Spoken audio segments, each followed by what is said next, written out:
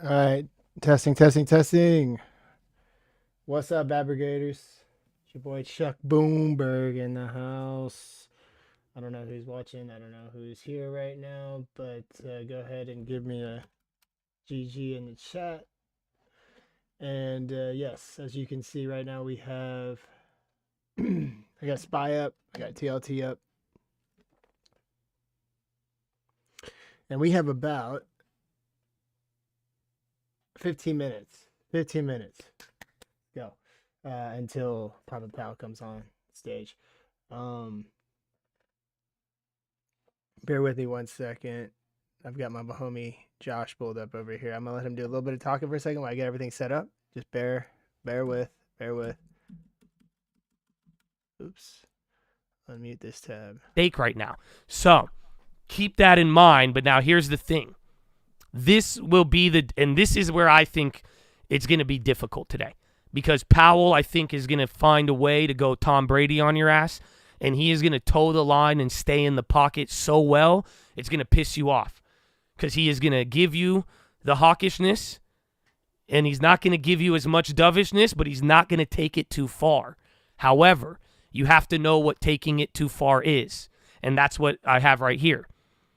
So like I'm saying, man, we know Powell's going to be hawkish, maybe a little less rate cuts, maybe quantitative tightening change, maybe you acknowledge inflation has gone up. Great, that's all within the realm, right?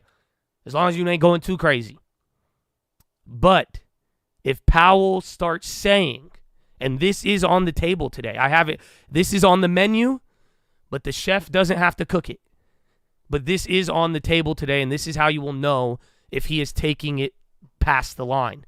If he starts talking about no rate cuts or even rate hikes. Yo, I got Two Oak on the line, ladies and gentlemen. We just went live for the FOMC. What's up, Two Oak?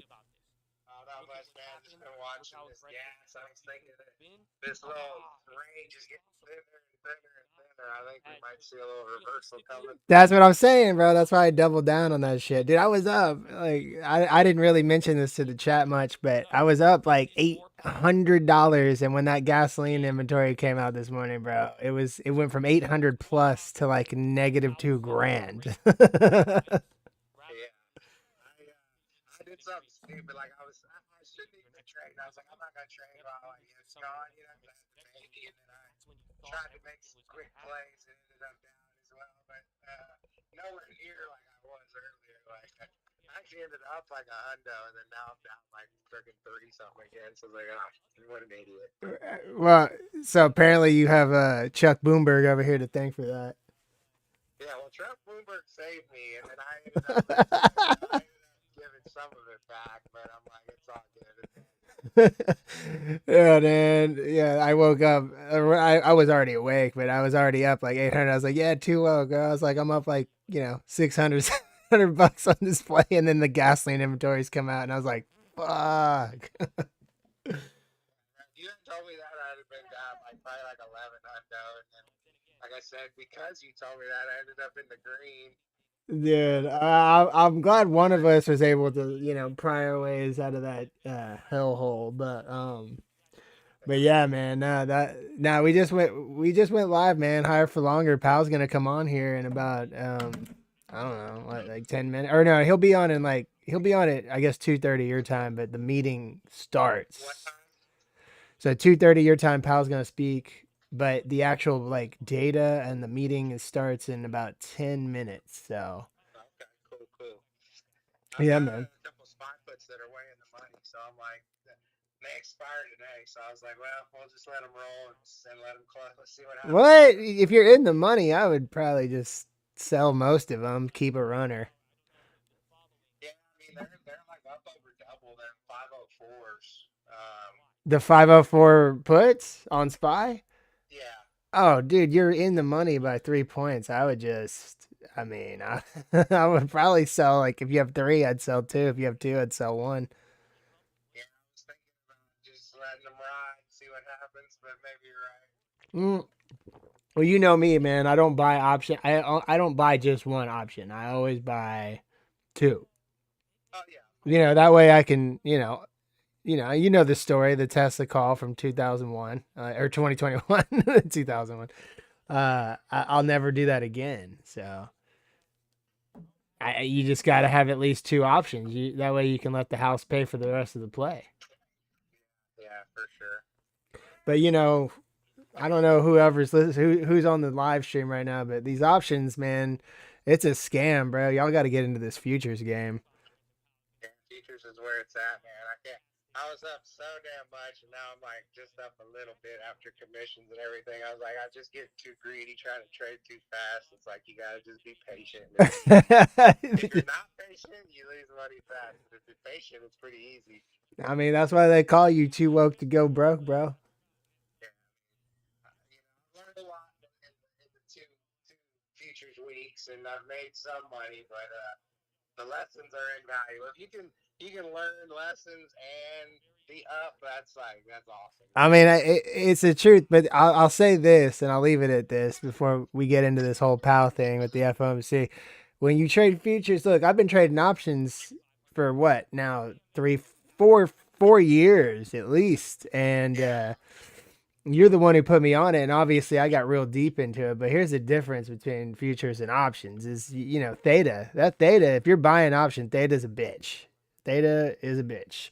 And with futures, you really don't have to worry about it. Like I mean, unless you're you're getting into a play that before the contract expires. Yeah, exactly. Basically, you trade off theta, which I would much rather get rid of theta for the fact that you can go well below zero. You know what I mean? But that's the whole. Yeah, like if you bought a call or a put at a certain price at one day, and then the next day it goes back to that same price, but yet you're still down on an option. Exactly. Yeah. But yeah. I'd rather just be wrong than deal with data.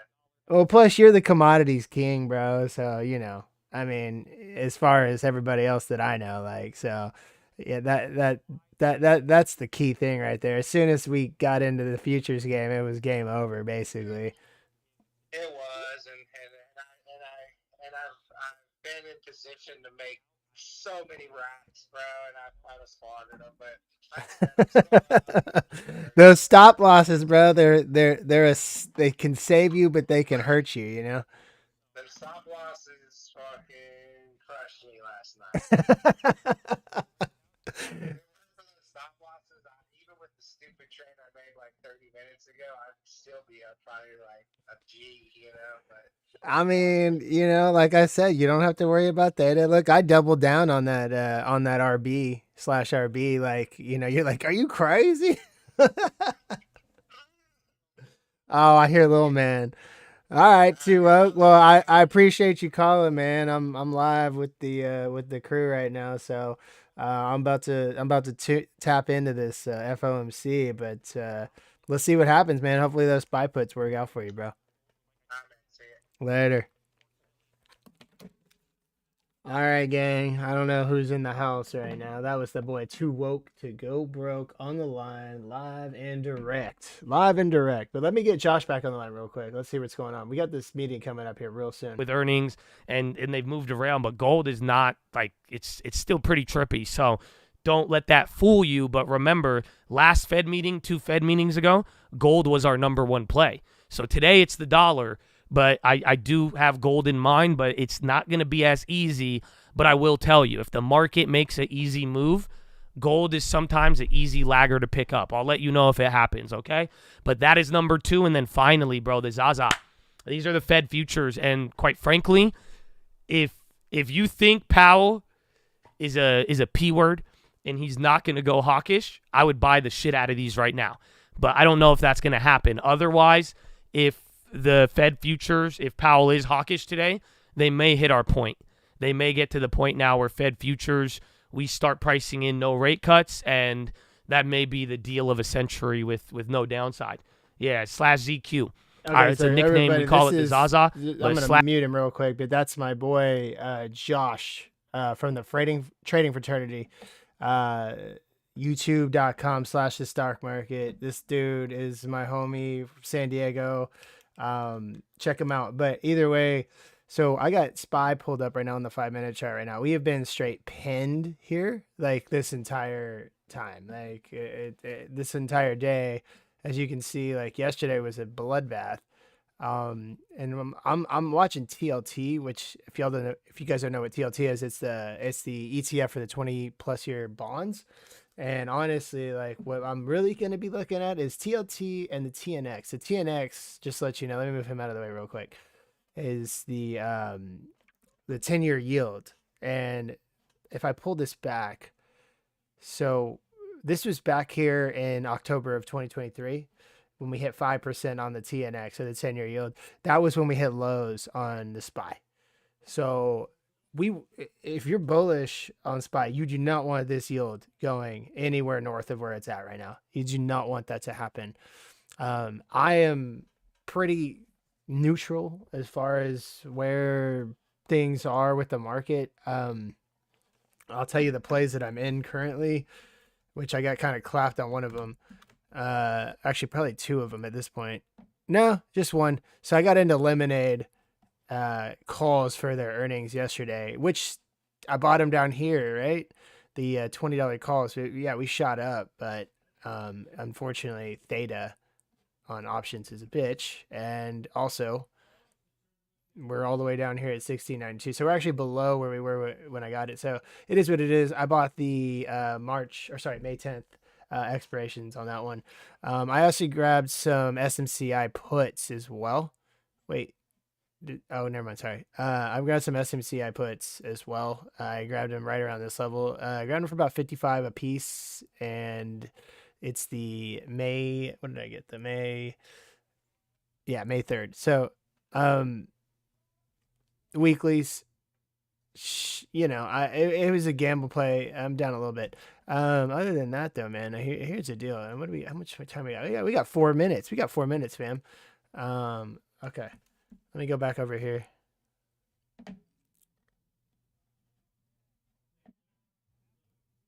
One second. SPY. Okay. I'm going to keep SPY up on the screen for now. Let me put Josh back on the line real quick. I'm going to go grab a drink. I'll be right back. Policy tighter for longer. Data needs to cooperate. The crucial question is if the same strength in CPI labor markets from first quarter extends into second quarter. If the wage data on Friday hooks back up, 10-year yield would increase sharply, and that would be a major headwind for risk assets. From a dollar perspective, the shift in the Fed expectations from a multitude of cuts to just one or two and possibly none is already in the price, says G10 Audrey Childe. BOOMberg G10 FX strategist. It will explain the dollar slide to 106 to last month. Parity believers now need a fresh dose of hawkishness in a particular return in the Fed rate hike narrative to trigger another large leg lower. This is not our central scenario for now. So that's to my dollar play. They're saying it's not expected, but keep that in mind. A surprise is going to break the dollar. That's kind of what I'm telling you. At the risk of getting nostalgic, about 2 months ago, Powell was assuring senators rate cuts can and will begin over the course of the year, and that the Fed is well aware about the risk of waiting too long. He was savvy enough to qualify his promise by saying it depended on whether inflation came in as expected.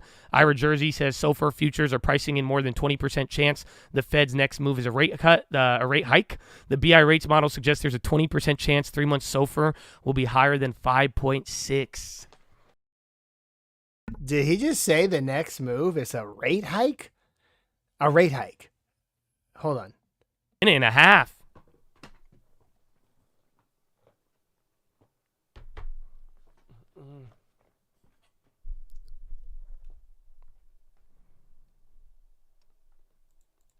The VIX, I looked it up. It was it didn't meet criteria. I think 44 million shares. We saw when it came out. But all right, Chad. Locked and loaded. Hit that thumbs up on the video. I wish you the best of luck. And remember, you have time. So we're going to get the data out literally in about 1 minute. And then 30 minutes afterwards, we are going to begin the press conference. So there's going to be a little bit of digestion time. Here we go. We got Keep that in mind. If you go to the Fed website, you'll get it. 45 seconds. Like we talked about, look for the statement, quantitative tightening, and then acknowledgement of inflation. Earlier today that said basically... It was from Knots at GNOTZ, and he had this like formula on how to play play the Fed, and basically whatever direction the market goes after this release in about 20 seconds, you wait about 25 minutes and then you buy the opposite direction. Now, granted, I don't know, but I'm just letting you guys know that. Let's go. But God bless y'all and thank you. 10 seconds.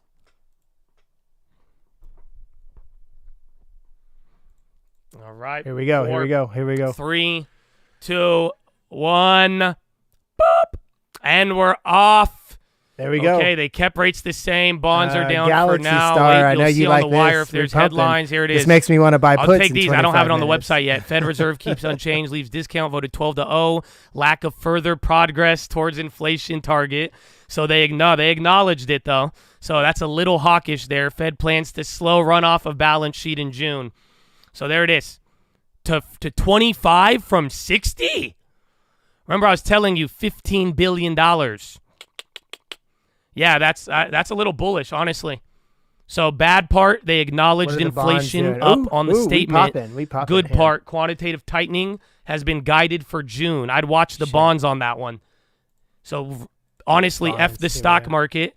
The bonds may eat off of that headline if it's good enough. As long as Powell doesn't shit on it, that QT headline is very good for bonds. SPY looks like Fed to it's slow kind of pace of balance sheet runoff in it June. just busted through the 25 daily billion high. from 60. I thought they were going to go to 45. So honestly, I need to double check that, but I think that's a little bit more bullish too. So here it is. Look, they said in recent months there's been a lack of further progress. This is the bad part. So this is hawkish, but then the runoff in June, where is it?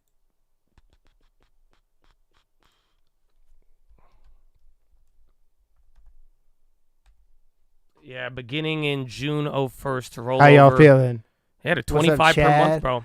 What's up with the Chad, man? Give me a GG, y'all in here, man. That's crazy. So June, Feel but like I'm yeah, yelling. dude, you're getting less tightening. So not only is the Treasury starting to buy back bonds, but now literally Powell is holding puts till Powell answers. I mean, like I'm saying, not a bad idea in the sense that you have one thing good, one thing bad. Powell and the Fed just acknowledge that progress has stalled now. So your latest in writing, they are not confident in that essence. So now, like we talked about, if that was going to happen, what Powell is going to say is going to reflect that. He is going to address what he just said right there. But the quantitative tightening thing is good. I don't know about tiebreak. It's hard. It's a toss-up. But I do think keep this in the back of your head because now whatever direction Powell's attitude goes, the market's going to use that as evidence to feed off of it. You know what I'm saying? So not bad, though. 25 billion cap compares with 60. Most bond dealers had expected it to be cut to 30. Yeah. So honestly, that's a little extra bullishness. Remember, I was telling you, I thought it was going to be 15. I thought it would go to 45. I think the median was 30, but it came in at 25. Traders see Fed rate cut most likely in November. He's going to say more. I mean, literally, the statement is telling you that. I don't believe that for about one literally. second, dude. He is going to talk about that. No rate Yes, cuts this year. You are correct. So No we just need to rate know if it's going to cuts be this extremely year. hawkish or not. Like I gave you, we know where the line is. So think about it. The two things I told you just happened from the beginning before this all occurred.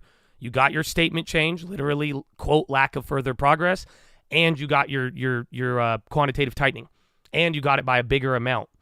So that's big. Those two right there. And so like I'm saying, if that's all in line, everything I told you about the press conference should still be intact. So he's most likely going to play that little data game, but we don't know, again, how far he's going to take it. So honestly, the market's not moving as much as other events. There's one thing good, one thing bad in what we just got. Fed acknowledged inflation is not doing what they wanted it to do, but then they are saying that they're going to quantitative tightening, end it, or slow it down. Gold is on the high. I think gold is responding to the QT stuff and getting a bit off bonds. And is the dollar dropping? Yeah, dollar's probably, QT is killing the dollar a little bit too. UUP is a little bit down. It's not bad. That QT thing, I think, if without QT, this would have been a shittier report. So if they just acknowledged inflation and didn't bring up QT, I think we would have been dumping. So now, I don't think this move is permanent. Watch every 15 minutes. I think bonds are going to have a good day, and then just off QT, And then Powell has to give you the confirmation. 50-50. Here's the question. If you want to go bullish or bearish, you have to ask yourself, which is more bullish or bearish? Quantitative tightening or the Fed losing a little confidence in inflation? So low key, I do think the QT is, I've said it, that has been bullish for months, and now Bonds it's are finally ripping happening. right now. But I don't QT know is what ripping. equities are Buys their own ripping. little world. I'd say bonds, that's easy for now, but if Powell comes in though, Sheesh. he could still kind of neuter this move more or less. Yeah, I mean, inflation really bearish. There you go. That's Yeah, TLT. It's not an easy question. It's not an easy question. That's why there's a Where's reason this TLT move is been at? kind of Let's small. see, We still yeah. got a little bit more with Ooh. Powell, but you are going Okay, up. It's at a crucial level right here. Dollar. We came down to what? Mm, About 80 something? I'm hyped for this one too. Yeah. 80, 30? Yeah. You probably. Oh yeah, dude. I totally forgot we have jobs data. Man, this is, dude. You could But be he's not a- going to you sound could be a confident. scalp That hit the king statement. Remember, I was telling you, if they put with that this in the data statement, that's an right now. extra amount of hawkishness because he doesn't have to. I mean, calls, puts. Like, again, the calls, last time puts. you read a statement, it said inflation was good. So they literally are putting in writing that, yeah, the progress has stalled.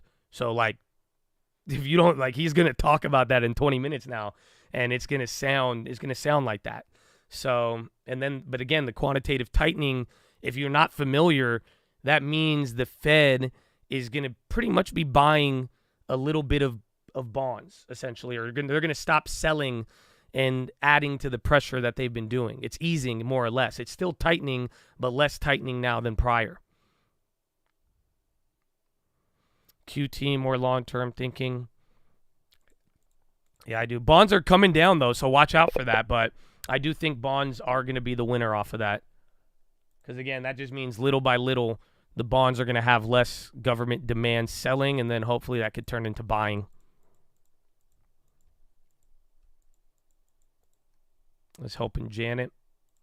Honestly, equity moves haven't been that crazy. So depending on the name, I mean, it's not too nuts. We're still at the top of the candle. Bonds came down, but remember, bonds are already up almost 1% into that. Watch the 2-year too. The 2-year is going to be way more sensitive. GLD. I don't know the dollar though. So I think gold is benefiting off QT, but the only way that benefits is off of, I think, the effect from the bonds and the dollar. So right now, I only think gold got that pop off the dollar going down. I still don't know what the fuck is going on with gold. I want to see what Powell says, but that's why I was saying gold's tricky, man. It's very, very tricky because we don't know if it's the dollar, we don't know if it's the event, we don't know if it's China, we don't know if it's you, me, who knows. So we'll see. Everything good, Nikki? How you living, baby? Good morning.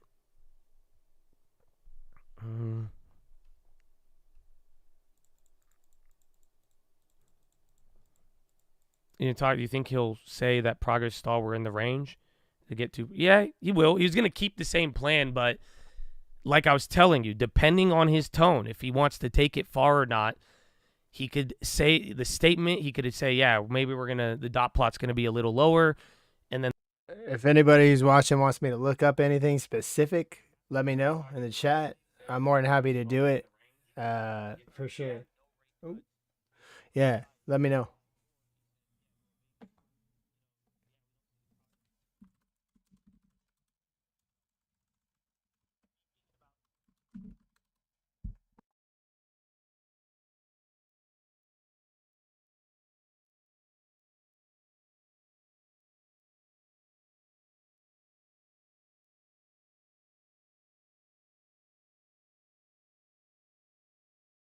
Live on YouTube. You're live on YouTube right now, bro.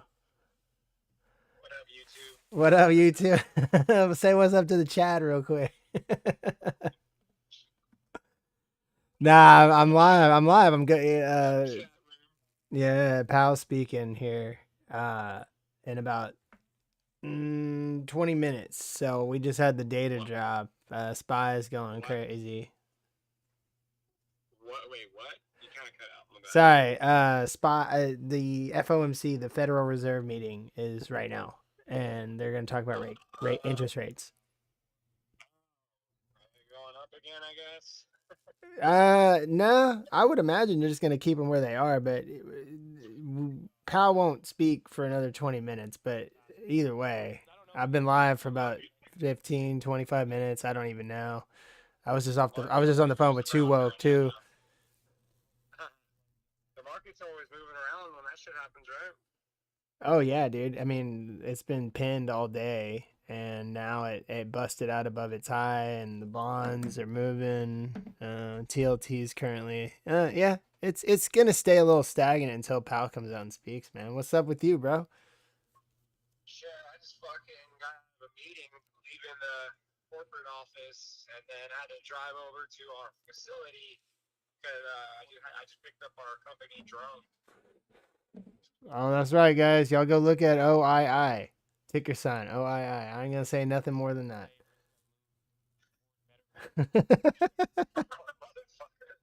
I'm just kidding, bro. I'm just fucking with you.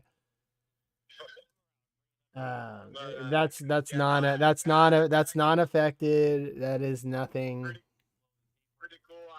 It's kind of pretty cool to go pick up a fucking drone for work.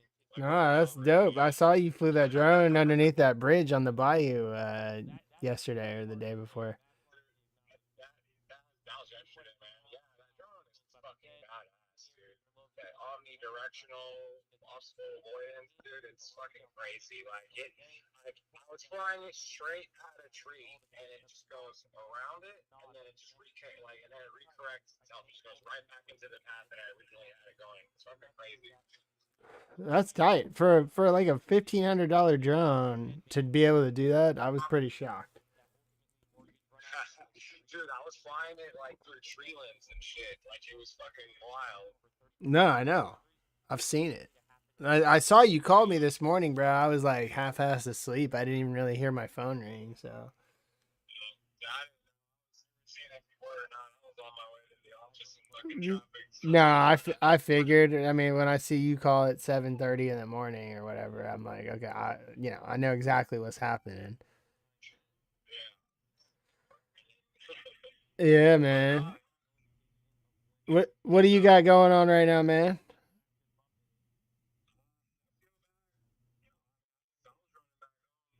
just like I said, I have to unbox this new drone and put in all the settings and shit and get it all charged up and whatever the fuck. I gotta get this GoPro all charged up too. Risks to achieving employment inflation goals have moved towards better balance over the coming years, or the past year. Statement previously said risks were moving into better balance. Fed announces it will slow pace of quantitative tightening beginning June 1st, lowering the cap of amount of Treasury securities rolling off by more than half to $25 billion each month from $60 billion. Officials maintain the pace of runoff for mortgage-backed securities at $35 billion per month. Fed will reinvest any principal payments above the cap in treasuries instead of MBS, and decision is unanimous. Ta-da! So there it is, Chatadonia. There it is.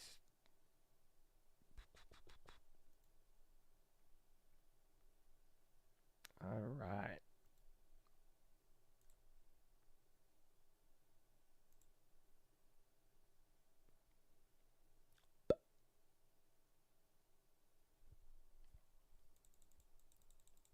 Ah, I love you too. Get a long term. Good. I know. I don't know why you don't love me. I'm here. I saved you, the country. Now it's a witch hunt. It's not a witch hunt. It's hunting for a mango orange. Screw you. It's like farming. It's like a mango. It's like a mango. Like a mango jewel pod. I don't know. Mango jewels. I'm gonna unban those to get votes. I know, Sleepy Joe. Gonna unban the jewel to get the college vote. Sounds like pandering. I don't even know what that means. Screw you. Where's Powell? Yeah, I got you, man. I got you. All right, Trump, thank you. I paid an ungodly amount for mango pods. I'm glad. Bittersweet, bro. Sweet. But that's it, man. I gave you guys the breakdown. We're waiting now. 15 minutes till Powell. I mean, the move is small. The bonds hold up off of the good news. The SPY, a little bit bad. Everyone's downplaying it, though, so far. So all the analyst comments I've read you as of now, that acknowledgement of inflation is not hitting as hard as some people aren't as worried. Some people, again, as I read you, some people are saying still the implicit idea of a cut next meeting. So, like, to be honest with you, we really need Powell to speak because there is still literally crackheads that believe what just happened still has elements of a rate cut in June or July. I'm not even kidding you. That's what that means. So in a weird way, people are still a little bit, but it's not as that acknowledgement, not as bad. So we'll find out. We'll find out.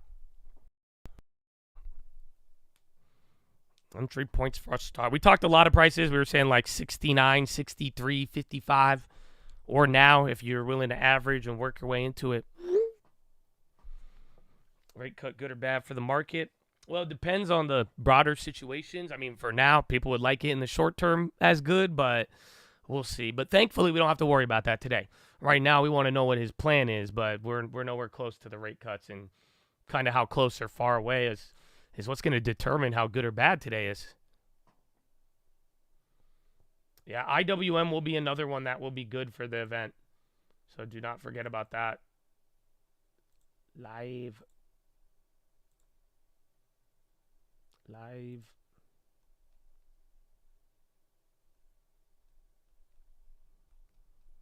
Outcomes. I think Powell is either going to be, he's going to be hawkish no matter what. He's going to address, especially after that statement, he is going to address lower rate cuts on the dot plot. And then it's only a matter if he's going to take you to town or not. But other than that, that's all I'm expecting. Like I said, if Powell wants to cross the line and start saying no cuts or rate cuts, oh, dude, it's going to be a shit show. But other than that, he should just acknowledge maybe one cut. Maybe he won't even tell you an amount. He'll just say less than the previous median or the dot plot. And then he's going to explain the quantitative tightening, and the market's going to like that. And then someone's going to ask him about Trump. And the market won't like it when he talks about inflation. I could promise you that.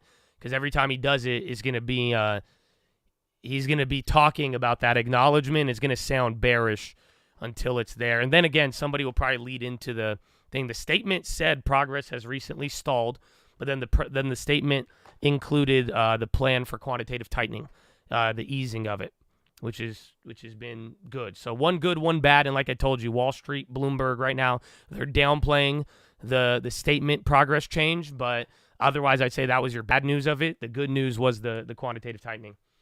That was the very good news above all else. Starbucks 2-year low.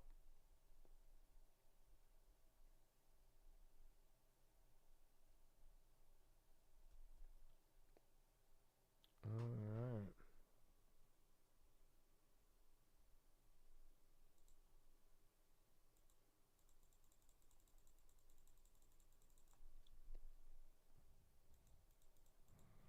All right, hike. Well, I have a picture, actually. Nobody... where is it? Yeah, here? So, like, nobody expects anything. These guys, it's all game. But it's funny because we're just arguing about the details. We're arguing about the plan. You know what I'm saying? But everybody, every bank, every Fed member, everyone's unanimous in terms of what is expected. And like I said, we kind of had our idea of what was going to happen, and it's playing out like that. So far, a little bit of changes, but nothing has changed outside of where our imaginations got us to this point. So, man, we'll see. I'll make it sound scripted. It's not scripted, but we just got a lot of information.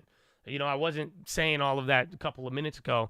Like I'm saying, that statement, that acknowledgement, flowing in line with everything, we're getting an idea of how this is going to unfold. And then, I think we've listened to every single one of these. I think in my life, yeah, I've listened to every single one of these almost for the last 10 years. Like every single one. Every single Fed, even from Janet Yellen to Jerome Powell.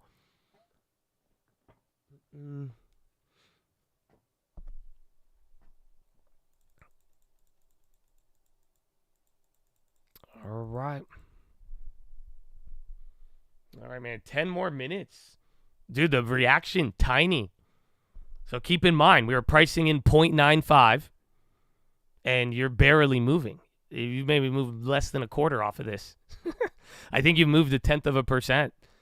It's calm because, especially with the QT, I think it's very calm. But that, like, Powell still can shift the tide either direction. So we have info. We got something, but it's still all a toss-up depending on that attitude your boy wants to take. So QT tapering, $20 billion a month from 60 is bigger than expected. Both J.P. Morgan and B of A expected the cap to have to 30. At first glance, Audrey Child Freeman of G10 Bloomberg. First glance statement brings dollar bears some breathing space as the language adjustment is not as hawkish as many have feared, though the reference about underwhelming inflation progress entertains a potential new layer of hawkish stage that contains dollar downside ahead of the press conference. Muted dollar reaction so far captures this well. The statement changed this tense of the line. The committee judges that risk to achieving its employment inflation have moved towards better balance over the year. Suggests that progress has stalled but not reversed yet. So it appears that rate hikes are not on the table yet. Over in AM, but you could bet they're going to go to their official desk right now, the Ministry of Finance. There's relief in the early minutes after the Fed statement. Yen is slightly stronger against the dollar. The new sentence on inflation not making progress its target is interesting to us. Ira Jersey says it may give Chair Powell the cover to note that the Fed will be on hold or potentially increase rates later if inflation was to reaccelerate. Such a comment in the press conference might arrest the knee-jerk Treasury rally. I agree with that. So at least Ira Jersey is the only one on Bloomberg who's saying that statement you should that statement has a little bit of a punch, and I agree with that. So that makes me feel a little more comfortable. With no drama over today's actual rate decision, Fed delivered it another way, starting the taper QT beginning in June. We knew that was coming eventually, but this was obviously at the sooner end of the spectrum, and the amount of tapering is really quite substantial. The Treasury runoff fall from $60 billion per month to $25 billion, which you could construe dovishly. Certainly, it means less Treasury paper hitting the street over the next few months than previously thought. In terms of communication, the Fed noted that the lack of further progress on inflation, but kept the language referring to future reduction on interest rates. That suggests the easing bias remains in place. Overall, this wasn't really as hawkish as it could have been, particularly given the tapering, though, of course, Jerome Powell will insist that that's a separate policy mechanism to rates. Yeah. All right, Chad. 8 more minutes. Again, barely moving so far. There's an eerily pressure waiting with your boy Powell right now. Hawkish is bearish. Hawkish is negative. Dovish is good, positive.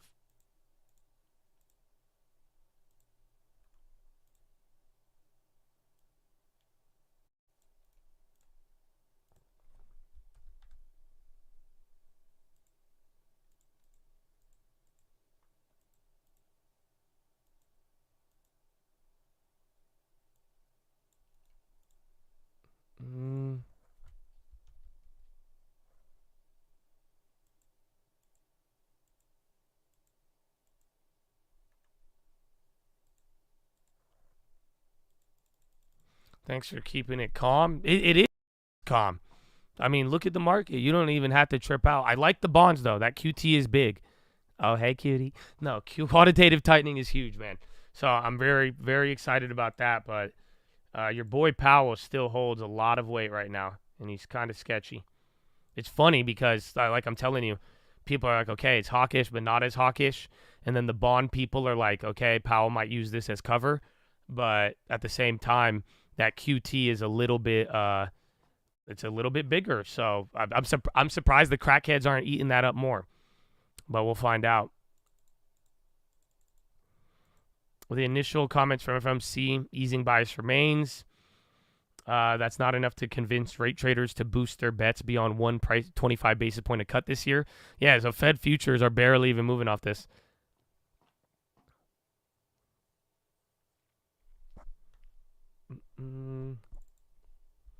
Dollar going down. Pfizer's back at 27, bro. It came up. That hit round 2. crazy. Someone's Yo, yo, towing up. yo. Sorry about that, guys. I had to take that phone call, but that was my homie Ruben. So what do we got? 6 minutes. Um, like I said, man, if anybody wants me to look up anything specifically for this event, let me know. I'm gonna sit here on the background and let Josh talk while I pull up some other charts. Balance. We'll see what he does. Again, the Fed futures, that still may be in play. I honestly, Fed futures are going to be really extremely sensitive while Powell is speaking. That's going to be crazy. But get ready, Chad. 5 more minutes. We are nearing here. Very minimal reaction. There's still a lot priced into the market. That's what makes it interesting. One good part, one bad part. Market is really focusing on the quantitative tightening, and that's it. Am I short? No. I don't have any short plays. I'm like down on a lot of upside plays and then down on bond plays. We're gonna look up Kaba real quick. Let me pull it up on this one. Let me move him off to the side. We'll do this quickly before the actual meeting takes place.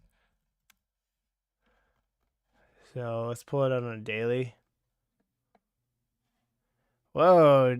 Oh, they went public back in 2023? Like last year? I didn't even realize that. Okay. Well, you can obviously see this level right here. I mean, this is pretty simple. I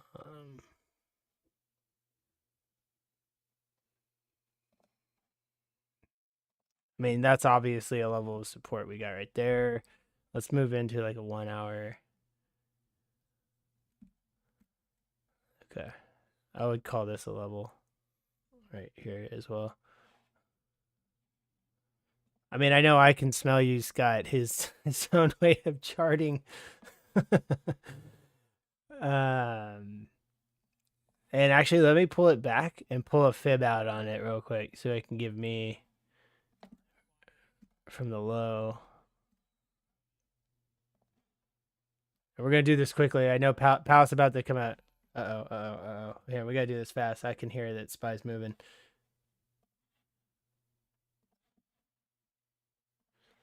Okay. Take a screenshot of that, ladies and gentlemen. You are literally sitting at the, what is that level on the fibs? The 50, is that the 50%? No.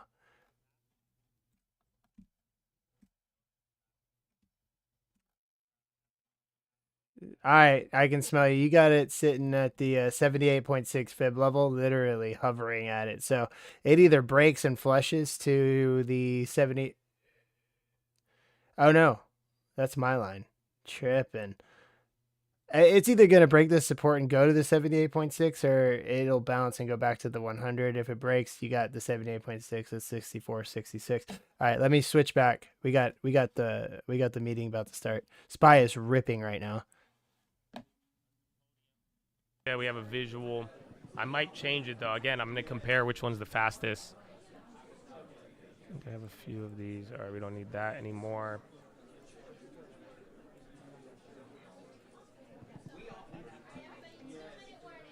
Two-minute warning. You guys hear that? 2-minute warning.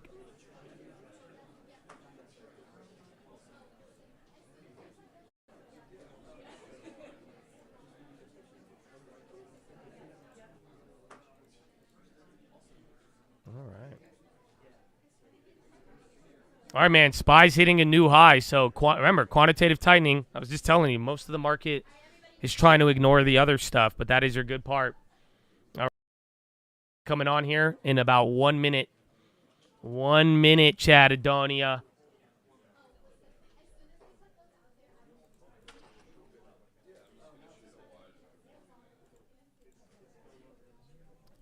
Okay.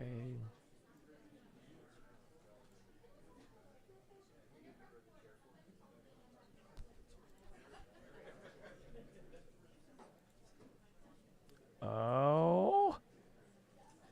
I just got a clip. Hold on. I'm like looking at like 6 feeds right now. This one may be the fastest one.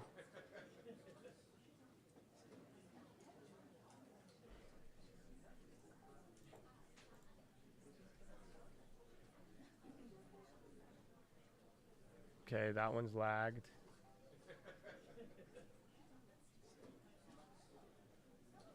And then Pfizer, stop. Dude, it's going nuts. All right, Powell should be on 10 seconds. Game time. I'm just trying to see which one he walks out first at.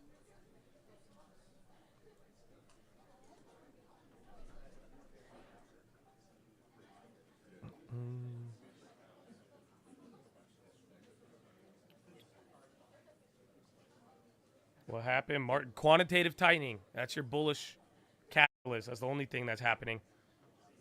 And then everyone's getting ready for Pow Pow. He's a little late. It's been 30 seconds. We'll see when he hits the podium. I think last time it took him like a minute. He's been getting late lately. We've been getting late lately, he said. All right, I got the fastest feed. He's here. Got him, baby. I got it by like 10 seconds. This is it. Good afternoon. 41 seconds till he got on. My colleagues and I remain squarely focused on our dual mandate to promote maximum employment and stable prices for the American people.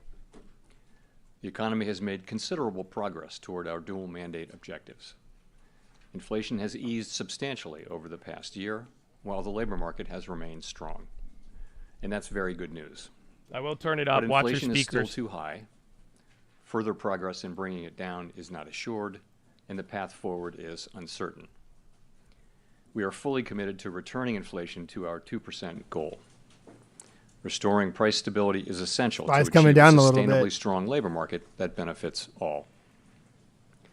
Today, the FOMC decided to leave our policy interest rate unchanged and to continue to reduce our securities holdings, though at a slower pace. Our restrictive stance of monetary policy has been putting downward pressure on economic activity and inflation, and the risks to achieving our employment and inflation goals have moved toward better balance. Again, you're going down. He's reading the statement that acknowledged the inflation. In recent months, like I told you, has shown a lack of further they're not going to like that when they hear that. And we remain every highly single time attentive to inflation risks.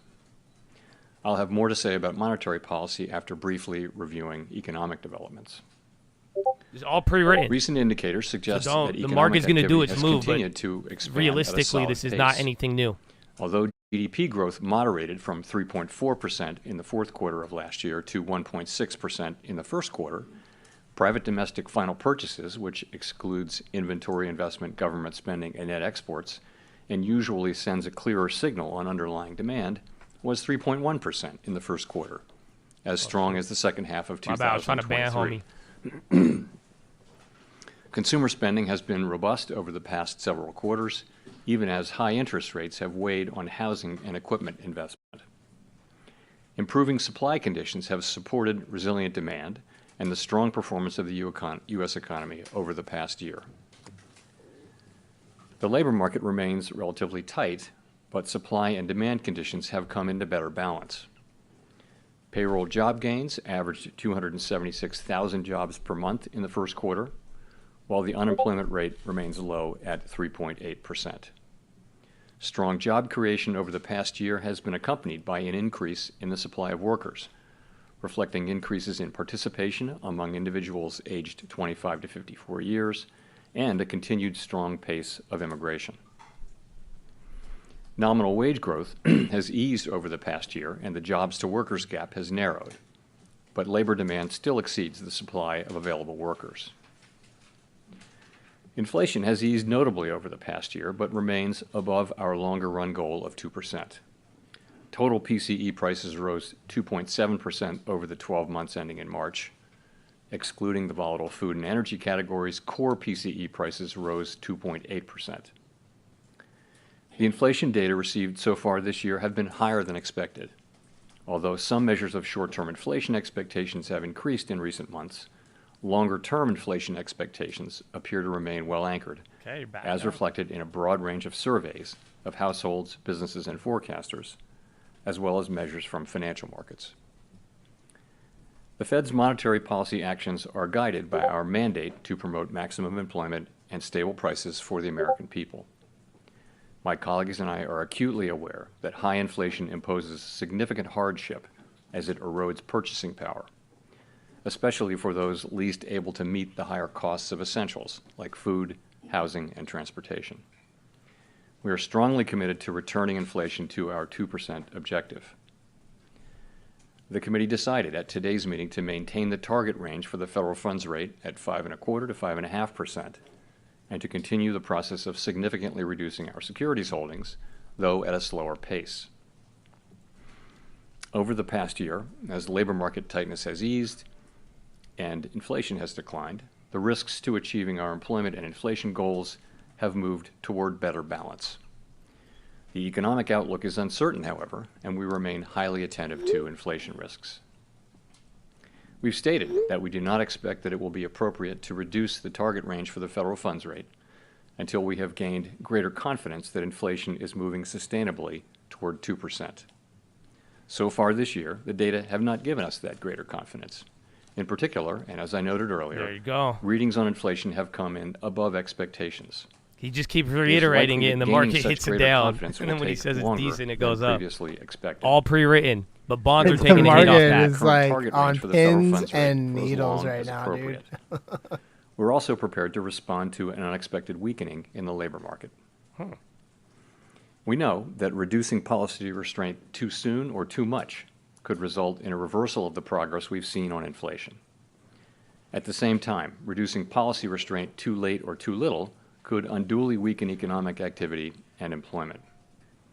In considering any adjustments to the target range for the federal funds rate, the committee will carefully assess incoming data, the evolving outlook, and the balance of risks. Policy is well positioned to deal with the risks and uncertainties that we face in pursuing both sides of our dual mandate. That sounded We new. will continue to make decisions meeting by meeting. Turning to our balance sheet, the committee Okay, decided this at is gonna be today's good. meeting to I slow bought- the I pace just of made a play. decline in our securities TLT holdings, weeklies. consistent with the plans Not we a released recommendation. previously. 90 calls. I put 50 Specifically, bucks, the 100 cap on bucks. Treasury QT redemptions Lotto. will be lower Not a than Y'all hear that? recommendation. Super TLT risky. weeklies, 90 We'll lose calls, money. 50 $5 billion per bucks. month as of June Let's 1. get it. I might jump in on that. Consistent with the actually. committee's intention to hold TLT 90 primarily calls Treasury weeklies. securities in the longer TLT run, 90 calls Yeah, just the weeklies. daily. leaving the cap on TLT Literally 90 right calls above the weeklies. weekly range if unchanged it per hits. month, and we will reinvest any proceeds in excess of this cap in Treasury securities. With principal payments on agency securities currently running at about $15 billion per month, total portfolio runoff will amount to roughly $40 billion per month. The decision to slow the pace of runoff does not mean that our balance sheet will ultimately shrink by less than it would otherwise, but rather allows us to approach its ultimate level more gradually. In particular, slowing the pace of runoff will help ensure a smooth transition, reducing the possibility that money markets experience stress and thereby facilitating the ongoing decline in our securities holdings that are consistent with reaching the appropriate level of ample reserves. We remain committed to bringing I've inflation never heard him back down to our 2% do this so goal slow and to so keeping choppy. longer-term inflation expectations well anchored. Restoring price stability is essential to set the stage for achieving maximum employment and stable prices over the longer run. To conclude, we understand that our actions affect communities, I just families, grabbed and businesses 5 across of the country. the 89 Everything we calls do on That's it, TLT about to hit a new weeklies. low. public mission. Okay, it's about to end. Questions We are at the about to Fed start. do everything we Shit, can did I grab to the achieve dailies? our maximum my God. employment and price stability goals. Shit. Thank you. I look forward to your questions. Let me, I did. I fucked that up. I Okay, so up about 0.5%. Howard Schneider with Reuters. Damn, dude, I just totally question grabbed follow-up, the if I could. dailies Do you on that. Consider the current policy rate still, are me you go ahead and confident grab that the it's sufficiently 90 restrictive to get inflation back to 2%? I'm gonna go ahead So and grab the I do 89 think the calls on evidence the shows, weeklies, you know, which is pretty the clearly 3rd that of policy May. is I'm restrictive gonna go and ahead is and weighing on cancel out demand. those dailies. And there are a few places I 5 would of point them. to for that. You can start with the labor market. So demand is still strong, the demand side of the labor market I in can't believe I particular. did that. But it's cooled from its extremely high level of a couple of years ago. And you see that in job openings. You saw it, more evidence of that today in the JOLTS report, as you'll know. It's still higher than pre-pandemic, but it has been coming down both in the Indeed report and in the JOLTS report. I'm gonna go ahead That's and get rid of demand those cooling. dailies. The same is true of quits and hiring rates, which have essentially normalized. I also look at we look at surveys of workers and, pardon me, surveys of workers and businesses and ask workers, are jobs plentiful, and ask businesses, are workers plentiful? Is it easy to find workers? And you've seen that the answers to those have Okay, well, I come made 20 back bucks down on the daily. to pre-pandemic levels. You On the also TLTs, see but in no, I'm holding interest-sensitive 5 of the spending like 89 housing and calls investment, you also on see that the, higher interest rates are May weighing on those 3rd, activities. So I do think it's clear that 89 that calls. policy is Yep. restrictive. Sufficiently Jumping on restrictive, that. I guess. Let's So see. I Oh, yeah, would let's say go, baby. Let's go. that we believe it is restrictive, and we believe over time it will be sufficiently restrictive. That will be a question that, that the data will have to answer. So as a follow-up, if inflation Pardon me. continues running roughly sideways as it has been, the job market stays reasonably strong, unemployment low, and expectations are anchored and maintained, would you disrupt that for Expectations are not anchored. or anchored? Are anchored. Stable, roughly. Would you disrupt that for the last half point on PCE? You know, I don't want to get into complicated hypotheticals, but I would say that, you know, we're committed to retaining our current restrictive stance of policy for as long as is appropriate, and we'll do that. Yo, SPY is ripping right now, guys. Like, it's ripping. Thanks for taking our questions, Chair Powell. I wonder, This you know, isn't even obviously, news. This is Michelle we're at Bowman a has been standstill. saying that SPY. there I is guess a risk I guess that the market rates may likes need to increase standstill. further, I don't although know. it's not This her is baseline crazy. outlook. I wonder if you see that as a risk as well, and if so, what change Breaking in out. conditions would merit considering raising rates at this point? So I think it's unlikely. Still, Powell just says still that the restrictive, next but I don't. policy rate I think the move market's will be just a running hike. off that. I'd say it's unlikely. You know, our policy focus is really what I just mentioned, which is how long to keep policy restrictive. You ask, what would it take? You know, I think we'd need to see persuasive evidence that our policy stance is not sufficiently restrictive to bring inflation sustainably Yo, fam, down if to y'all 2% are over in time. the server, That's not what Bad we think Brigade, we're like seeing on as I VIP mentioned, status, but like the that's something Astral like that is what alerts it would right take. now, the We'd algo, look at the it's totality going of the crazy data right to now. answer that It's question. That would absolutely going include nuts. Like it's inflation, literally saying inflation ES and SPY expectations, like all the long, other long, data, long, too. long, long, go long, go long. Now I'm not saying go long, but like, bro, I've gotten probably 50 alerts on the Astral Well, I think, alerts again, in the the past test, 20 minutes. So what I'm if saying y'all are is if we VIP were to on the come to Bad that Brigade, like conclusion y'all that need to follow the policy weren't Astral tight alerts. enough Like to this thing achieve is that. legit. So it would be the totality of all the things we'd be looking at. It could be expectations, it could be a combination of things. But if we reach that conclusion and we don't see evidence supporting that conclusion, that's what it would take, I think, for us to take that step. Thank you, Chris Rugaber at Associated Press. You didn't mention the idea that rates are at a peak for the cycle, and didn't mention the idea that it might be appropriate. Yeah, to so cut Powell rates just later shut this down year, rate hike. That's why you're as running. You have at previous press conferences. That's so it. Has the Fed sort of dropped its easing bias? Where are you standing on that? So on, let me address cuts. So obviously, our decisions that we make on our policy rate are going to depend on the incoming data, how the outlook is evolving, and the balance of risks, as always. And we'll look at the totality of the data. So I think, and we think, that policy is well positioned to address different paths that the economy might take. And we've said that we don't think it would be appropriate to dial back our restrictive policy stance until we've gained greater confidence that inflation is moving down sustainably toward 2%. So, for example, let me take a path. If we did have a path where inflation proves more persistent than expected and where the labor market remains strong, but inflation is moving sideways and we're not gaining greater confidence, well, that would be a case in which it could be appropriate to hold off on rate cuts. I think there's also other paths that the economy could take which would cause us to want to consider rate cuts, and those would be, two of those paths would be that we do gain greater confidence, as we've said. Dude, SPY is ripping right now. Another path could be Galaxy Star, you know, if you're an watching this, unexpected dude, weakening I in the did labor pray market, for you. for You said you example. wanted a So pump. Here you go. those are Here's your paths fucking pump, bro. in which you could see us. This is wild, cutting dude. rates. So I think Look at there- this shit. This it shit really is will straight depend on the green, data. Okay, he's bro. talking rate In cuts terms of too. in terms of peak rate, you know, I think Again, I think that last really it's line was the same big question. driver. I Unlikely to think hike the data rates. will have to answer that question for us. Well, and could you just follow on the path where you might not cut? Is that you mentioned that it would be inflation persistent? I mean, is inflation, would that be the key data in making that decision, or could you expand a bit more on that? Thank you. Again, we've set ourselves a test that for us to begin to reduce policy restriction, we'd want to be confident that inflation is moving sustainably down to 2%. And for sure, one of the things we'd be looking at is the performance of inflation. We'd also be looking at inflation expectations. We'd be looking at the whole story, but clearly incoming inflation data would be at the very heart of that decision. So he ended it with inflation, but he just said weakening in labor market could spur rate cuts. Keep that in mind for Friday. Jim Rose of the Wall Street Journal. Nikki Chair T. Powell, to what extent has the easing in financial conditions since November contributed to the reacceleration in growth? And do you now expect a period of sustained tighter financial conditions will be needed to resume the sort of disinflation the economy saw last year? It's a great question. I think it's hard to know that. I think we'll be able to look back, from down the road and look He's back setting and, up Powell and a pitch to understand kill it us.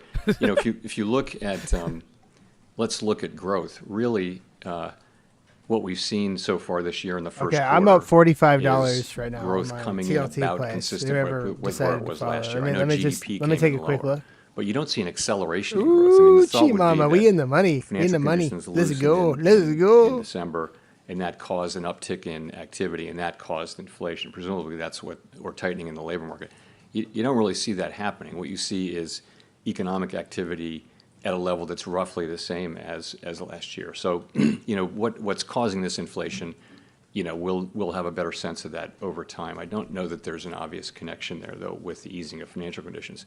In terms of tightening, you're right. I mean, rates are certainly higher now and have been for some time than they were before the December meeting, and they're higher, and that's tighter financial conditions, and that's appropriate given what inflation has done in the first quarter. You've said in the past that stronger growth wouldn't necessarily preclude rate cuts. I wonder, would continued strength in the labor market change your view about the appropriate stance of policy if it was accompanied by signs that wage growth was reaccelerating? So I just want to be careful that we don't target wage growth or the labor market. And remember what we saw last year: very strong growth, a really tight labor market, and a historically fast decline in inflation. So and that's because we know there are two forces at work here. There's the unwinding of the pandemic-related supply side distortions and demand side distortions, and there's also monetary policy, restrictive monetary policy. So I wouldn't rule out that something like that can continue. Dude. I wouldn't give up at this point on further things happening. I on the did buy a supply side, daily. Fuck. either because we do see that. That was a daily, companies not a still week. I hate report TLT. that there You're are right. supply It is side a issues daily. that they're Expires facing, May and also 1st. even when the supply side issues are solved, it should take some time up for by that 1 to penny, affect but economic damn. activity and ultimately inflation. So there are still those things. So I don't like to say that either strong either growth I could tell you, or a strong I was labor scrolling market through the in and of Discord real itself quick. I saw your would little automatically GIF. create problems on inflation, because of course it didn't do that last year. You ask about wages. Let's fucking also go, we don't bro. target Let's wages. get it, bro. We target price inflation.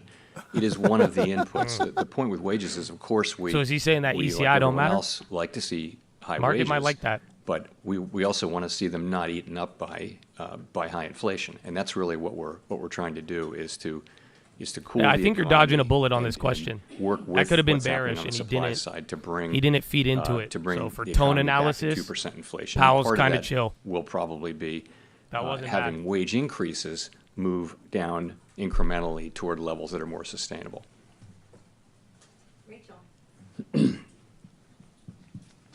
Hi, Chair Powell, Rachel Siegel from the Washington Post. Thanks for taking our questions. You talked about needing time to gain more confidence that inflation is sustainably moving back down to 2%. It's May now. Bro, Do you have TLT is time this ripping, year bro. to cut Let's three let's times? let's Just go to on the 90. calendar. Let's go to 90. I'm not really thinking of it that way. What we said is that we need to be more confident, and we've said, my colleagues and I today said that we didn't see progress in the first quarter, and I've said that it appears then that it's going to take longer for us to reach that point of conference. So I don't know how long it'll take. I can just say No, it's a good question that because he does. when we see get his that runway. confidence, then rate cuts will But he's be not. will be in scope. He said, "No, I don't And care." He said, "I don't have a I runway." don't know exactly when that will be. Yeah. And with hindsight, are there any can do signs whatever that I you can want. look back on now, looking at the reports from January or February or March, that suggested something more worrying than just expected bumpiness? He's thinking? Or Or is is this this an not act? really. Yeah, bro, he's bullish. So I thought it was He's appropriate not- to reserve judgment until we had the He just full looked up in quarter's the data, sky until to we think saw if the anything March worried data. him and said, So "No, take I'm a step good." back. What do we now see in the first quarter? We see strong economic activity. We see a strong Still more labor market, questions, and we but see inflation. generally, we see 3 inflation readings. He's not hitting as hard. So I think you're at a point there where you should take some signal. We don't like to react to 1 or 2 months data, Definitely. but this is a full Janica, quarter. I agree. And I think it's appropriate to take signal now, and we are taking signal. And the signal that we're taking is that it's likely to take longer for us to gain confidence that we are on a sustainable path than a 2% inflation. That's the signal that we're taking, And Mr. Chairman, if I could, Steve Leisman, CNBC, if I could follow up on that. What particular areas were sort of temporary or blips in the inflation data in the first quarter? And what's the dynamic by which you expect them to work out in the coming months and quarters? Yeah. So we will, we will put the thing, we have put the thing under a microscope. I will say nothing is going to come out of that that's going to change the view, I think, that in fact we didn't gain confidence and that it's going to take longer to get that confidence. But confidence, I just think, you know the story. What's happened since December is you've seen higher goods inflation than expected, and you've seen higher non-housing services inflation than expected, and those two are working together to sort of be higher than we had thought. And there are stories behind how that happened, and I think my expectation is that we will, over the course of this year, see inflation move back down. That's my forecast. I think my confidence in that is lower than it was because of the data that we've seen. So we're looking at those things. We also continue to expect, and I continue to There's a expect lower that housing confidence services acknowledgement. inflation, given where market rents are, those will show up in measured housing services inflation over time. We believe that it will. It looks like that there are substantial lags. 0.95 is the expected when, move. Lower market So you are rates turn now up where the market was pricing in new for this tenants, morning. and when it shows up for existing tenants or for in-housing services. So, If I could just follow up, is there a bit of a contradiction in the idea that you are reducing quantitative tightening, which is sort of an easing, while you're holding rates steady at a restrictive rate to try to slow and cool the economy and inflation? Thank you. I wouldn't say that, no. I mean, the active tool of monetary policy is, of course, interest rates. And this is a plan we've long had in place to slow, really not in order to, to provide accommodation to the economy, but to be less restrictive to the economy. It really is to ensure that the process of shrinking the balance sheet down to where we want to get it is a smooth one and doesn't wind up with financial market turmoil the way it did the last time we did this, and the only other time we've ever done this. Interesting. Boris from Bloomberg. 2 questions. First, simple one. Given the run of data since March, has the probability in your mind of no cuts this year increased or stayed the same? That's the first question. Second question. Chair Powell, you joined the board in 2012, and I'm sure you remember as I do what the jobless recovery was like. First question, second question. Accountants, all kinds of highly qualified people who couldn't get jobs. And given your history there, I wonder if there's an argument for being more patient with inflation here. We have strong productivity growth. That's helping wages go up. We have good employment. And so it seems to me there's a lot of hysteria about inflation. I agree, it's, nobody likes it, but is there an argument for being patient and working with the economic cycle to get it down over time? Thank you. So on your first question, I don't have a probability estimate for you, but all I can say is that, we've said that we didn't think it would be appropriate to cut until we were more confident that inflation was moving sustainably on at 2%. Our confidence in that didn't increase in the first quarter, and in fact, What really happened was we came to the view that it will take longer to get that confidence. And I think I think it's the economy has been very hard for forecasters broadly to predict its path, but there are paths to not September cutting, rate cut odds are coming back up now. On the data. So in terms of the little employment bullishness is mandate, feeding into rates, to more your rate point, cut odds. If you go back a couple of years, our sort of framework document says that when you look at the two mandate goals, and if one of them's further away from goal than the other, then you focus on that one. It's the time to get back there times times how far it is from the goal, and that was clearly inflation. So our focus was very much on inflation, and this is what we referred to in the statement. As inflation has come down now to below 3% on a 12-month basis, it's become we're now focusing the other goal, the employment goal, now comes back in to focus, and so we are focusing on it. And that's how we think about that.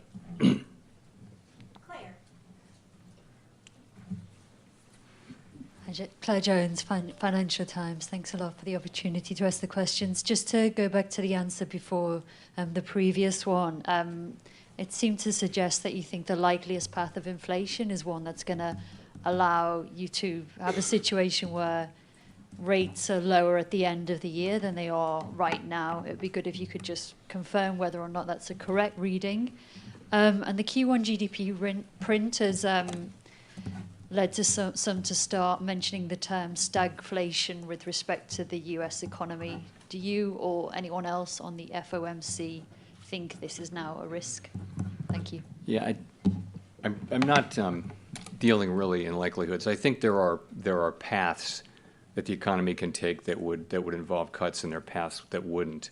And I don't have great confidence in which of those paths. I think I would say my personal forecast is that we will begin to see further progress on inflation this year.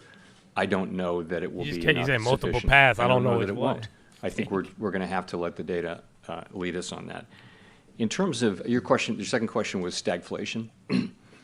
I guess I would say I was around for stagflation, and it was 10%. 10%. Yeah, he didn't mention hiking. It was, and I think the market's liking that. He's talking cutting right now or not cutting, but hikes are over. And very slow growth.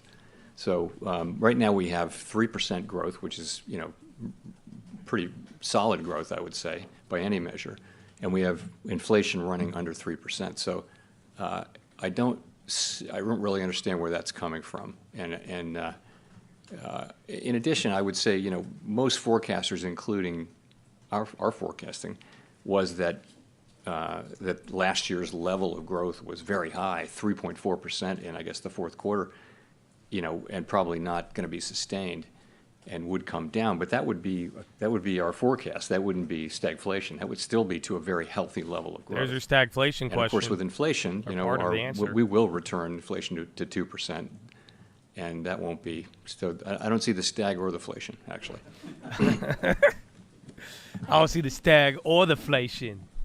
Damn, he's bullish. I don't know if you guys realize that's so far the general The vice tone chair so far. of the FOMC said recently that he's willing to consider the idea that potential growth has moved up, and of course he's Mr. Potential Growth, our star. Do you share that view, and would that imply that maybe policy isn't tight enough? So I think I would take that question this way. We saw a year of very high productivity. What do y'all growth think? In 2020? I don't know who's still in the And we chat, saw a year of, but- I think, negative productivity growth in 2022.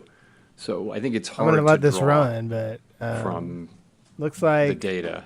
bonds the question is, will bonds sick this productivity positively. run? It looks like There are two PLT questions. came One is, down will a little productivity bit. run persistently I'm going to still above hold that its play. longer run trend? I don't think we know. And In terms of SPY is potential ripping, output, though, man, we're at 507.22. that's a separate question. We've had what amounts to a significant increase in the potential output of the economy that's not about productivity. It was about having more labor, frankly, both through, in 2023, both through participation and also through immigration. They should be asking we're him more very about the much QT. like other forecasters and economists, getting our arms around what that means. I'm surprised we for haven't talked about potential that more. output this It's year all and economy, next year, jobs, and it's the same last year for topic. that matter too. So I think in that case, I think you really do have a significant increase in potential output, but you've also got you've got more supply. But those people also come in, they work, they have jobs, they spend. So you've also got demand. So it may be that you get more supply than you get demand at the beginning, but ultimately it should be neither inflationary nor disinflationary over a longer period. Well, you said earlier that at this point you're not really considering rate increases. If growth is higher, but you're not considering rate increases, does that imply that you're more worried about causing the economy to slow too much than you are about inflation taking off? It's a trap, pal. No, I think we believe our policy stance is in a good place and is appropriate to the current situation. We believe it's restrictive. And, our evidence for that I went over earlier. You see it in the labor market. You see it in inflation-sensitive spending. Where demand still has clearly come down a going. lot 508. over the past few years. And 508 people. more If you bought calls, from monetary policy, whereas the supply side things that are happening are you. more on the supply side. So that's how I would think about it. Thank you, Mr. Chairman. Edward Lawrence from Fox Business. So GDP growth is about 2%. Inflation, employment is about 4%. It feels a lot like a steady state, and we have 3% inflation. So if the data remains the same that you're seeing, and I know you said you don't see a rate hike, but it stands to reason that you would need a rate hike to get from 3 to 2% inflation. So was there any discussion about a rate hike in Amazon's today's taking meeting? off now. And are you satisfied with 3% inflation for the rest of the year? Well, of course, we're not satisfied with 3%. You said Amazon's taking off? 3% can't be in a sentence that with makes satisfied. sense, any tech. So we will return Amazon, inflation to 2% over Apple, time, but over time. Google, and we think our policy stance is appropriate to do that. So if we were to conclude that policy is Microsoft, not sufficient Netflix, to bring they all look the same. Inflation sustainably all at of 2%, then Meta, that would be what it would take for us to want to increase rates. TSM, we don't see that. We don't see evidence AMD, for that. maybe. That's where NVIDIA. Oh, yeah. Discussion about a rate Okay, hike. bonds flipping while stocks are taking off from here. Goodness, That's the new development in the last 3 minutes. It's really been on what Top to do for the about, bonds, and then equity still going. Market just liking General dovish Powell the still. current level of restriction. That's really that's part of the Caution policy. on it, but his Policy answers, discussion he's was not. in the Yeah, Nothing has changed. Persistent Confidence. inflation that would trigger a rate hike. There isn't any rule. You can't look to a rule. These are going to be judgment calls. Bonds are flipping clearly a little bit. restrictive monetary policy Bonds are needs flipping a more little time bit. to do its job. TLT, the 20-year plus That is ETF, pretty clear they're based flipping on a bit. what we're seeing. How long What's that will TNX take and do? how patient we should be, it's going to depend I wanna on see what the 10-year yield's totality at. of the data. Oh, how the 10-year yield outlook came evolves. down, but it's coming up as TLT drops. You see that? So Hi, if you guys don't understand how this works, TLT you've talked about your is- commitment to hold on a being second. apolitical. Stop talking, lady. If TLT goes up, the 10-year yield, the TNX, is going to go down. So as you can see from a comparison, let me pull up TLT. So as TLT was going up on the 5-minute, TNX, the 10-year yield, was going down on the 5-minute. Now as TLT has been dropping, look, TNX, it's the inverse. So it's the yield. For those who don't understand how this works, right? This is how SVB a year or so ago got in trouble. They bought things like TLT and very long dated bonds at a very low price. So if I show you a chart just real quick, I just want to make a point of this. Where was that? We were right here. And this is no. This is SVB right here. So what they did was they bought a bunch of bonds way back here. This is really low interest rates. And as interest rates rose, the bond prices dropped. And this is where they got in trouble. And it actually went lower. So hopefully that makes sense. As bond prices drop, the yields go up. As yields come down, bond prices go up. So it's very inverse. And you can see it right here. It's very important to understand this. Just wanted to make that very clear. All right, back to the show.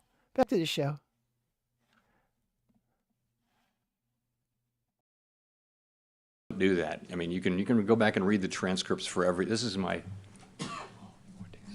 fourth presidential election here. Read all the transcripts and see if anybody mentions in any way the pending election. It just isn't part of our thinking. It's not what we're hired to do. That's a If strong we start down that road, clap on it, again, yeah, I don't know how you stop.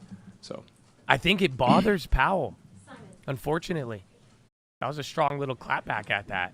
Thank you, Chair Powell. Question about the labor market. You've mentioned a few times that the labor market is normalizing. Certainly today's JOLTS data suggested that things are kind of getting back to pre-pandemic levels. One thing that hasn't normalized is wage growth, which is still quite a bit stronger than before the pandemic. I wonder if you can share your analysis of why that's happening. Is it a lagging indicator or something else going on? So I think if you go back to where wage increases peaked a couple, 3 years ago, essentially all wage measures have come down substantially to that. But they are not down to where they were before the pandemic. They're still roughly a percentage point higher. And we've seen pretty consistent progress, but not uniformly. And you'll note the ECI reading from Tuesday was expected to have come down, and essentially it was flat year over year, I think, roughly. So, yeah, I mean, that part of it is bumpy. And again, we don't target wage increases, but in the longer run, if you have wage increases running higher than productivity would warrant, and then there will be inflationary pressures. Employers will raise prices over time if that's the case. So we've seen progress. It has been inconsistent, but we have seen a substantial decline overall. But we have ways to go on that. Scott.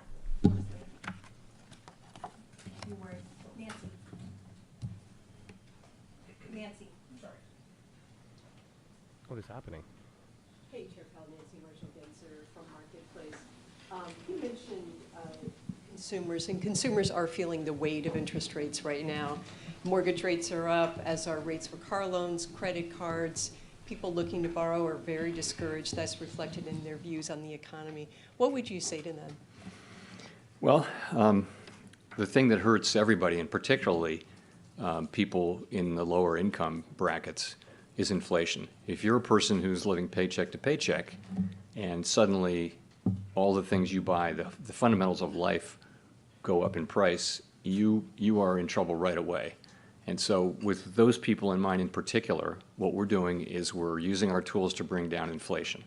It will take some time, but we will succeed, and we will bring inflation back down to 2%, and then people won't have to worry about it again. That's what we're doing, and we know that it's painful and inconvenient, but the dividends will be paid will be very large, and everyone will share in those dividends. And we've made quite a lot of progress if you can think about it. I think headline core PCE peaked at 5.8, now it's at, anyway, headline peaked at 7.1, now it's at 2.7. Don't want to get that wrong. No, you don't. Quick follow-up. Are current interest rates really doing that much, though, to fight inflation right now for those consumers? Yes, I mean, I think that restrictive monetary policy is doing what it's supposed to do, but it's also, in this case, unusually working alongside and with the healing of the supply side. That was different this time was that a big part of the source of the inflation and the reason why we're having this conversation is that we had this supply side kind of collapse with shortages and bottlenecks and all that kind of thing. And so this was to do with the shutting down and reopening of the economy and other things that really raised demand. So many factors did that. So I think now you see those two things working together, the reversal of those supply and demand distortions from the pandemic and the response to it, along with restrictive monetary policy. Those two things are working to bring down inflation, and we've made a lot of progress. Let's remember how far we've come. And we have a ways to go. We've got work left to do, but we're not looking at the very high inflation rates that we were seeing 2 years ago.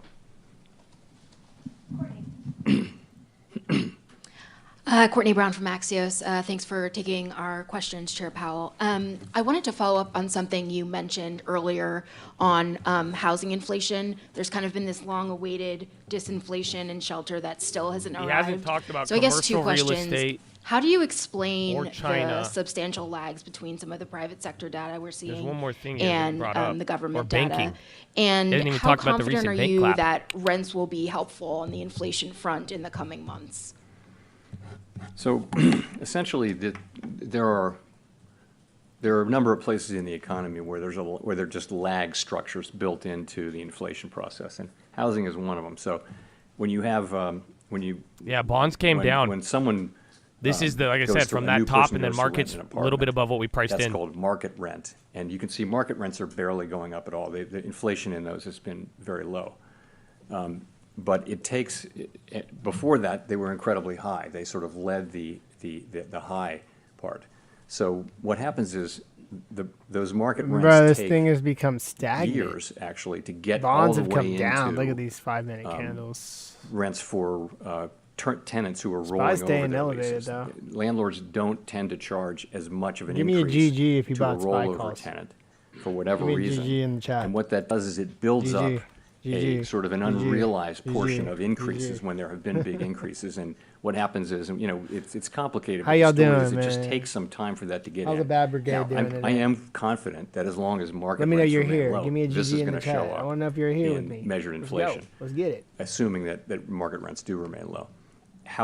What will be the exact timing of it? I think we've learned that the lags are longer. We now think significantly longer than we thought at the beginning. And so confident that it will come, but not so confident in the timing of it. But yes, I expect that this will happen. Thanks. Nick Jasinski. Thank you, Chair Powell, for taking the questions. This is Nicholas Jasinski from Barron's Magazine. It seems that over the past 3 or 4 years, economies and central banks in developed markets, at least, have been on more or less the same trajectory, easing during the pandemic, fighting inflation with restrictive policy on the way out. Feels like that may be ending in 2024 based on some of the economic data from Europe and the US and Japan and statements from those central banks as well. So my question is, what considerations or risks does a period of more divergent global economic trajectories and central bank policies present for the FOMC? So you're right. I think that may happen, and you know that we all serve domestic mandates, right? So I think the difference between the United States and other countries that are now considering rate cuts is that they're just not having the kind of growth we're having.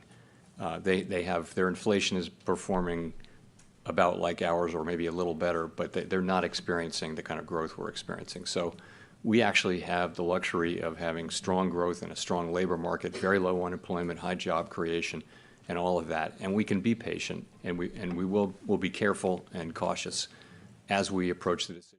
Yo, Hoff. Calling you out right now. I know you said you're in the chat. What's up? I want to see a GG. I want to see a what's up. I want to see something. And I'll pull up that lemonade chart for you. But I got to see a GG. I ain't going to pull up shit. And I think, we haven't seen, in addition for the emerging market economies, we haven't seen the kind of turmoil that was more frequent 20 years ago, 30 years ago. And that's, I think, partly because emerging market countries, many of them have much better monetary policy frameworks, much more credibility on inflation. And so they're navigating this pretty well this time. That was a weird that whole question and answer. I'll take it, pal. But Thank you, Chair Powell. Jennifer Schonberger with Yahoo Finance. You sort of backed away from the notion that the economy would need to encounter pain for inflation to come back down. But given sticky inflation data in the first quarter, can disinflation still happen along a relatively painless path for the economy, or is some softening in the labor market and the economy likely needed to bring inflation back down? So you're right. I think we thought, and most people thought there would have to be probably a significant dislocations somewhere in the economy, perhaps the labor market, to get inflation all the way down from the very high levels it was at the beginning of this episode. That didn't happen. That's a tremendous result. We're very, of course, gratified and pleased that hasn't happened. And if you look at the dynamics that enabled that, it really was that so much of the gain was from the unwinding of things that weren't to do with monetary policy, but the unwinding I'm of waiting on distortions you, to the Hoff. economy, I'm waiting on you, supply Hoff. problems, supply side problems, and also some demand issues as well. The unwinding of those really helped inflation come down. Now, as I've said, I'm not giving up on that. So I think it is possible that those forces will still work to help us bring inflation down. We can't be guaranteed that that's true, though. And so, you know, we're trying to use our tools in a way that keeps the labor market strong and the economy strong, but also helps bring inflation back down to 2% sustainably. We will bring inflation down to 2% sustainably. Y'all had enough of this yet? We can't be guaranteed that. Have y'all had enough of this yet?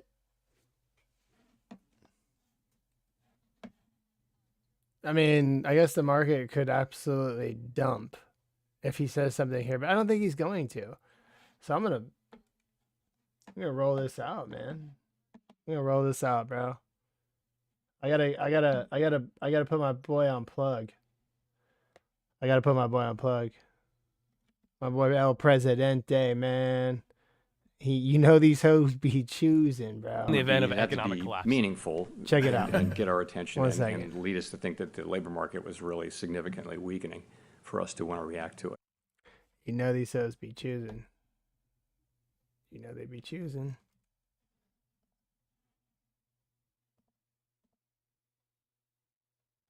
Oh, no.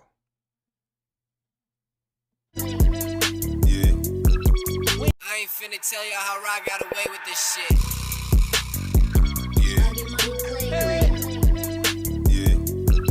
We ain't got no. No, I'm a New York nigga. Yo, shout out to my boy El Presidente J Prez for the life, bro. We ain't Get got it. no top. Cruising in the drop. All the bitches gon' flock. When we spin the block. Know them girls choose. Know them hoes choose. Said you know them girls choose. Yeah.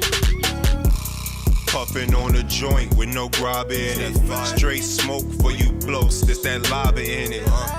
Rolling with my niggas and they might get it. And we got them foreigns with that push to start ignition. Porsches and shit. This ain't even pimping, it's some player shit. You know I keep it G, I don't even gotta pay a bitch. There's some niggas out here that's on some hating shit. See them outside, they just gotta up the pace and shit. It's cool. It ain't my fault, bro. Nah. Just make sure the weed louder than an exhaust, bro. Cold pipe, cold heart for the bro code. Hard as hell, hard to swallow, rolling in some polo. We ain't got no top. Cruising in the drop. All the bitches gon' flock. When we spin the block. Know them girls choose. Man, you know them hoes choose. Said you know them girls choose. Know them girls is choosing. The niggas in their feelings. We ain't worried though. You know we got that 4, 5, like 4. What you won't do? Yeah, what you want to do? I said, what you won't do? Yeah. I'm a living legend, check the stats, bitch. Check gold chain, I think I'm Goldie, I'm a Mac, bitch.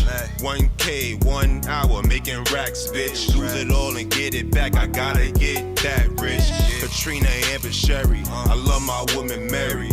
Had to chill on Robin, because the bitch was married. They love to give it up, sucking dick until they hiccup. Shorty slobbing on my knob, like she trying to get a dripper. And I'm on go.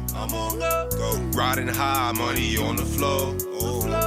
Gotta stay fly, that's for sure. If she ain't with the shit, she hit the door. She could hit We ain't got no top. Cruising in the drop. All the bitches gon' flock. When we spin the block. Know them girls choose. Said you know them girls.